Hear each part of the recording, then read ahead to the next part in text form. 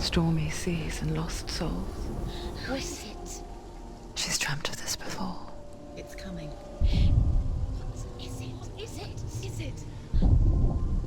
They say dreams are visions of our memories, thoughts and fears, as seen by our inner eye.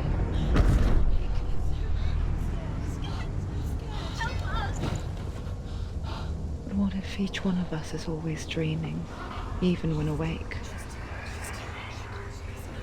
And we only see what our inner eye creates for us. Is this what hell is? A world shaped by Senua's nightmares. Maybe that's why people fear seeing the world through her eyes.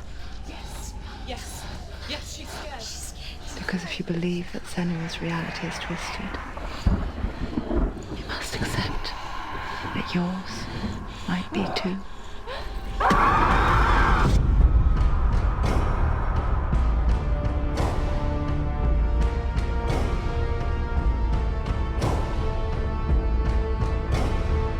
Hellblade Senua's Sacrifice is a video game about Senua, a Celtic warrior on a vision quest into Viking territory. But what sets our hero Senua apart is that she suffers from severe psychotic mental illness. He knows she's getting closer. He can feel her coming closer. She's getting closer. They're watching. The original idea for Hellblade was to create a classic hero's journey, a journey of suffering, but one where the fantasy world is not another planet or alternate universe, but a world that is constructed in Senua's mind. But to do so would mean putting psychotic mental illness at the center of the experience, a subject that is still considered taboo, and a challenge that was both terrifying and exciting in equal measure. In Hellblade, the starting point was a newly discovered Celtic goddess called Senuna in Ashwell, Hertfordshire. When first discovered, her name was thought to be Senua, a name which I liked and kept. I wondered if Senua might have been a Celtic warrior like Boudica who stood up to the Romans. While the Romans had conquered all of Europe, there was a group of Celts up in the furthest reaches of the Roman Empire that could not be conquered, the Picts. And so the Romans built a wall, called Hadrian's Wall, that spans across Britain from sea to sea to keep the Pictish barbarians at bay. The Picts were known for their war paint, painted on with woad, and their matted hair clumped with lime. And so Senua would be a barbarian Pict in this image. What's your name? Senua. I haven't seen you before. I don't live home much. Oh, Zeno's daughter. I have to go. Wait! Orkney is off the coast of Scotland and was inhabited by the Picts, steeped in history and mystery, and so I made Orkney Senua's home and set the stage for a crisis. In the late 8th century, the first Vikings landed on the Orkney Islands. The population of the Picts crashed thereafter, replaced by the Norsemen of the 9th century. Were they wiped out? We don't know for sure, but it would seem likely given the reputation of the Vikings. The Northmen's brutality is legendary. High-ranking leaders and chieftains of the tribes they conquered were often offered as sacrifice to their gods. The most brutal of these sacrifices was known as the Blood Eagle. I imagine Senua as a young female warrior who returns home from exile to find her partner, Dillion, brutally sacrificed to a Norse god by these hellish warriors from a faraway land. I imagine the horror of this moment and how it would have dragged her deep into mental torment.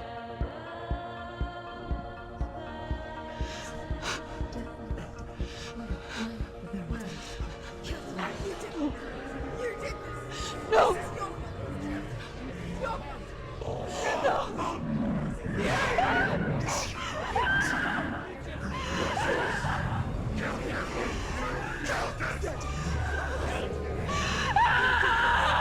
I came to learn that the Celts had a sophisticated and nuanced perspective on the nature of mental disorder. One term they used was Gelt. A Gelt is a man or woman who has been driven mad by a curse, battle trauma, or grief.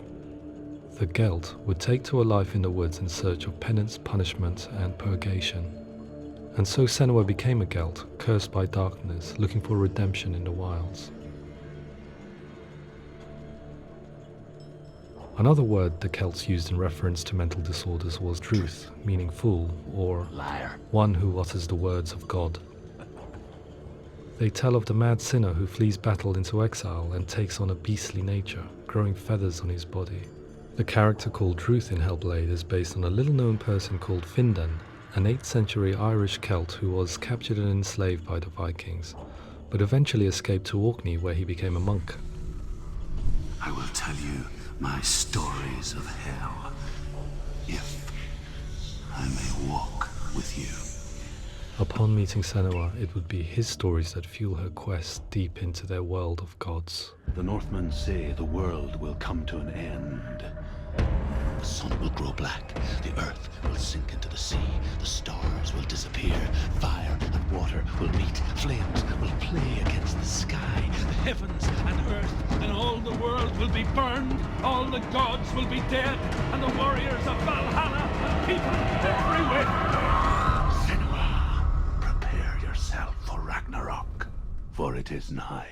So the stage was set for a new adventure, a journey into the Norse underworld called Hell, a vision quest fueled by madness and myth, a fantasy that was created by Senua's own mind, and one that we would experience through her eyes. This is your mission. This is your quest. There is nothing else left. To make a game about a warrior with psychotic mental illness as its central theme was fraught with danger. Mental illness such as psychosis is still taboo and rarely acknowledged in a century of cinema, never mind the new medium of games.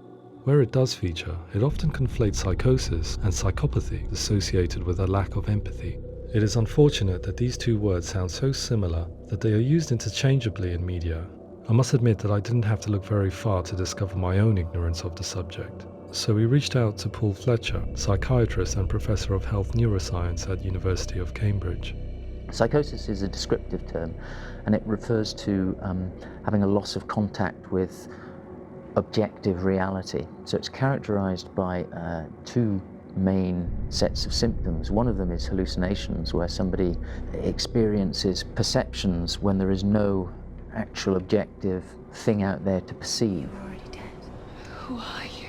And the other is delusions, where somebody comes to very often bizarre, unpleasant, frightening beliefs when there's no good evidence in favor of them. There's no doubt about it.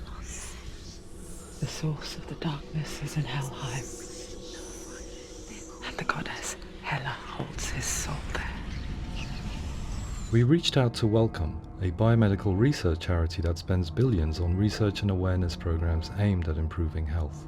Mental health hasn't always been presented in the media in a way that is particularly helpful. It can be challenging to engage people with the subject matter, and there are a lot of preconceived ideas about mental health, and particularly schizophrenia and psychosis. So we hope our support allows the team to continue to collaborate with Paul Fletcher and with those who have experience of psychosis to create a game that provides a fresh perspective on the condition and allows audiences to engage with it in a way that just wouldn't be possible in any other medium. What started out as a brief consultation convinced me that we were only scratching the surface of an immensely deep and interesting subject that could enrich and change the very nature of the game. That's cool. Thanks so much for coming in. Pleasure. Thanks. It's really interesting for me. I'd love to be involved. I think it's fascinating. Absolutely. Our understanding of psychosis is still very much a mystery, and ways of treating it are still primitive compared to physical illness. After all, it is easy to see the pain and suffering caused by physical diseases or physical trauma. It is not so easy to see the mental suffering and trauma of severe mental illness. But what if we could find a way to see it? Games are capable of drawing you in for hours on end, playing the role of a character who is different from you, experiencing their perspective, and actively involving you in a world that functions with a different set of rules. That voice is not a kind voice. That voice calls you to your death. It's an evil voice. If we were to represent Senua's psychosis, we would have to simulate voice hearing, a common attribute. But how can we simulate something we have no first-hand experience of? Professor Charles Fernyhough, a leading expert in voice hearing from Durham University, offered his help. Hearing voices is an experience that is usually associated with severe mental illness, and crucially we know that hearing voices is a part of ordinary life for many people who don't meet the criteria for mental illness. Yeah. Oh, that's not him in real life. We know voices vary according to where they appear in space. Voices can appear far away in the distance, they can appear right there in your ear, they can seem to be coming from inside your head. Based on the information Professor Fernie Ho provided, I put together a sound brief and invited some actors to the studio. We recorded the actors using a binaural microphone, which records the 3D spatial position of sound, replicating the way sound is heard by human ears. It gives you an incredible sense that the person you are listening to is right there beside you. Can't see how she's going.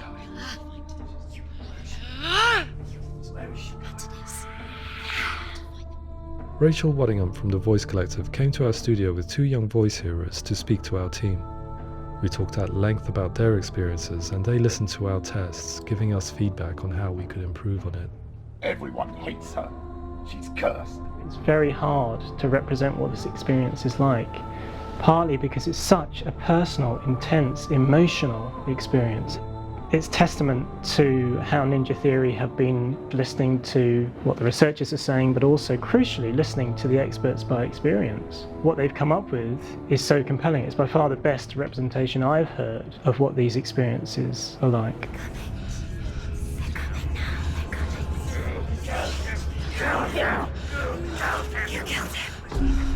Other common attributes of psychosis are visions and flashbacks. We met with Recovery College East, who work with and care for people recovering from severe mental disorders. A group of service users gave us their first-hand account of what they experience. Sometimes when the visions or what we're seeing is too much, it becomes more difficult until eventually we practice don't see anything. The people we spoke to, the stories they told, were fascinating, harrowing and mind-boggling. The reality of what people experienced was vivid, far exceeding what I could possibly have imagined.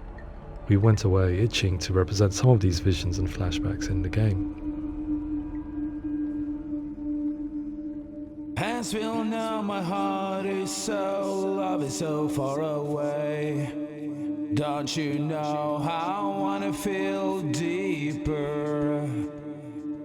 I could never know how you grow, all these days are killing me. Now I see deep in me insanity does unfold.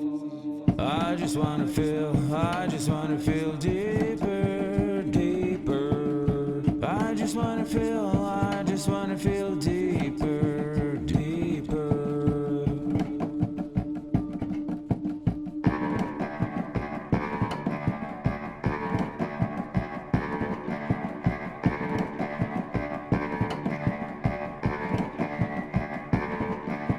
Hands will know my heart is so, love is so far away.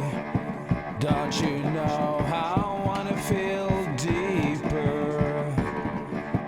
I could never know how you grow, all these days are killing me. Feel like this, read like this, I just wanna live, that's all.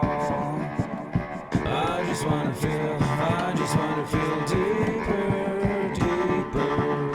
I just wanna feel deeper, deeper.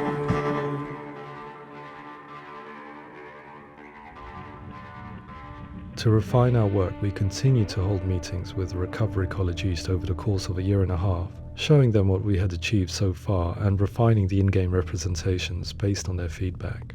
With their help, flashbacks, visions and changes in perception were woven into the story and gameplay of Senua. The students that are involved in this project are incredibly excited about being involved. They have described the experience as being important because it values their lived experience and shows that despite what we have been through, all of that experience becomes valid, that actually it's something that we should all be talking about.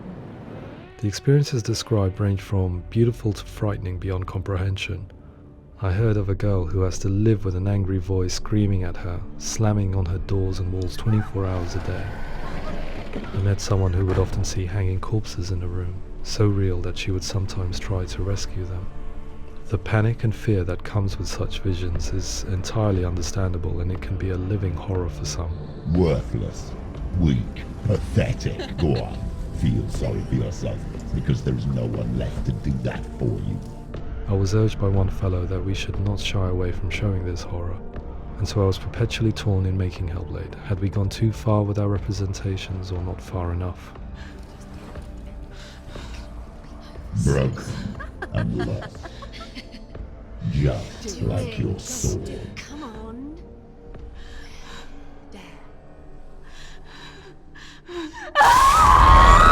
In some ways, voice hearing and visions were the low-hanging fruit, so to speak.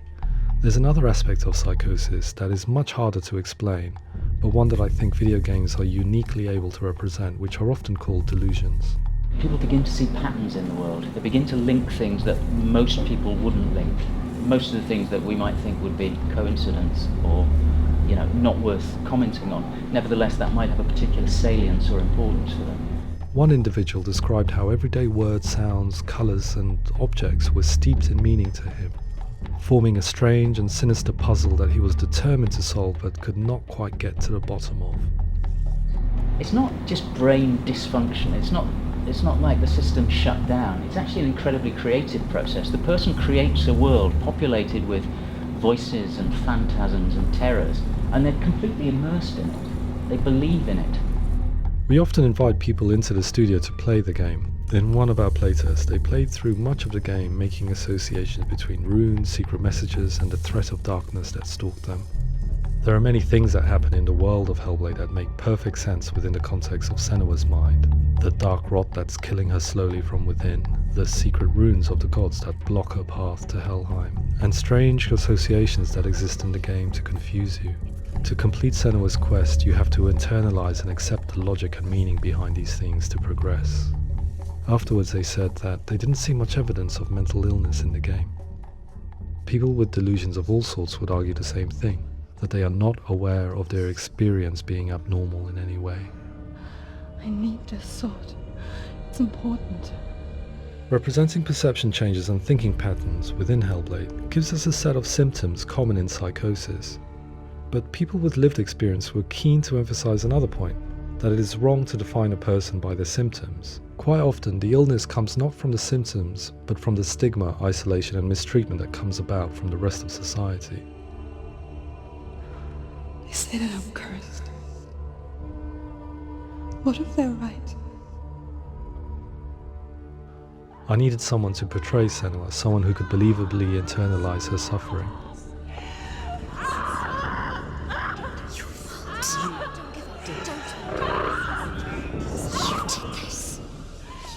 Melina Jurgens, our video editor, had been a stand-in for Senua over a few months while we perfected our motion capture techniques.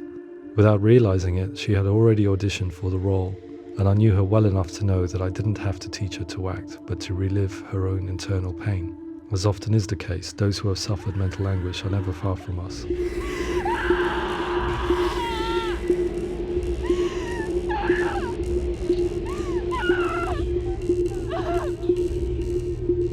My hope is that by creating a compelling and aspirational character in Senua who feels very much real, albeit in a fantasy setting, we can provide a lens into her reality, a different one to yours, and this is where storytelling comes into play. I imagined her life based on common threads in real people's lives. She was always prone to psychosis as a child. Her mother Galina also heard voices and had visions, so perhaps there was a genetic aspect. Or perhaps it was cultural, as she lived within a world without science, of gods and a superstition, as exemplified by her druid father Zimbal. Psychosis developed in her late teens to early 20s and was exacerbated by stigma and isolation at the hands of the clansmen and her father. This darkness.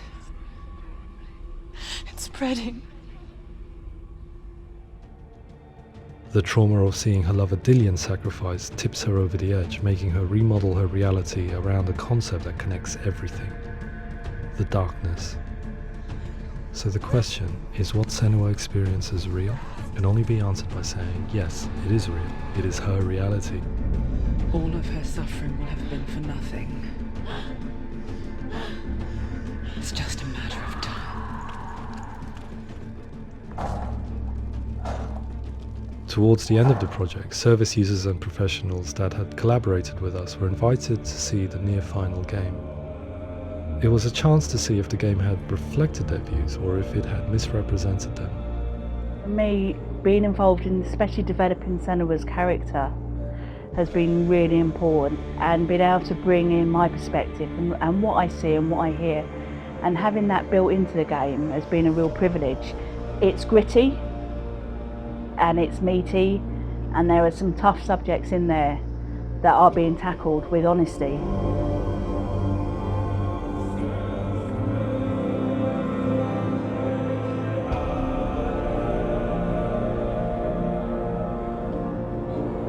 I was blown away by it today, absolutely blown away.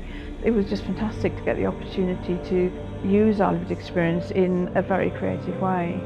There's nothing tokenistic about the work we've put in. It feels like we've been listened to, things have been taken on board, and I think there was a lot of realism in the game itself, and it feels very authentic.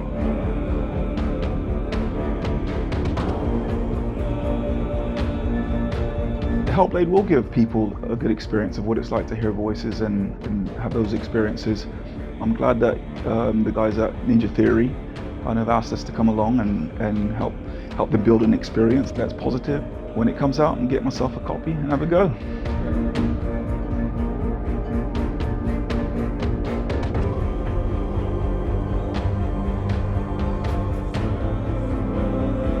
I think all the way through I was really inspired by how the conversations have translated into the game in a way that I think I didn't imagine was possible. So wonderful, really wonderful.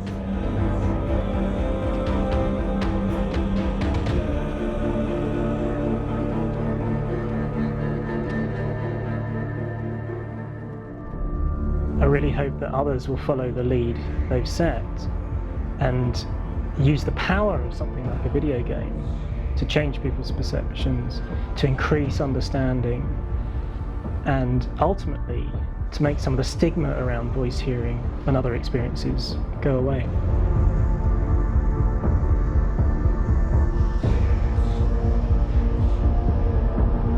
For me, it was really exciting to see something that I explore scientifically being represented so beautifully in a character who's trying to penetrate the mysteries of the environment in which they've been placed, with all of this strange uncertainty and noise and conflicting information that they're getting. I'm very excited by this way of trying to represent mental illness, because I think it actually might be offering us insights that we wouldn't get from pure scientific explorations, and actually giving us quite an empathic view of what it might be like.